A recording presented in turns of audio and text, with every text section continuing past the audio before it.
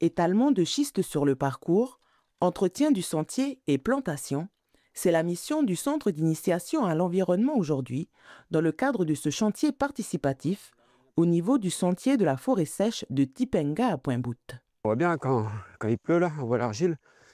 Donc là, c'est à peine humide, mais quand c'est la gadoue, c'est la gadoue, quoi. Le but, c'est de faire un peu partout, puisque après on passe avec la brouette, du coup, c'est plus facile quand même quand c'est un peu enchisté, quand c'est de l'argile avec des racines. Voilà, il y a pas mal d'endroits où il y a des racines, puis ça peut être aussi des petits pièges pour les gens qui se baladent, ils peuvent se prendre le pied dedans.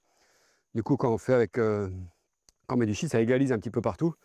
Ce sentier fait une boucle d'1,2 km.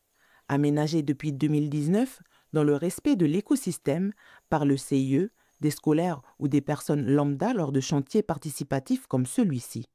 Une trentaine de panneaux y sont visibles. Ils montrent la relation entre les plantes et les animaux de la forêt sèche. Chaque panneau, bah, on présente la plante et un animal qui est associé. Donc là, c'est un sphinx avec des ailes transparentes, un papillon de nuit, hein. Voilà, donc c'est pareil sur l'autre côté, là. On est encore, c'est par rapport à la liane. Et du coup, ça présente aussi un sphinx. Donc encore un papillon de nuit qui pond sur cette liane, là. Et voilà, les chenilles, du coup, mangent les feuilles de cette liane, quoi. Ce sentier fait le plaisir des promeneurs comme Sébastien. C'est là où je viens me balader régulièrement le matin, le soir avec mon chien.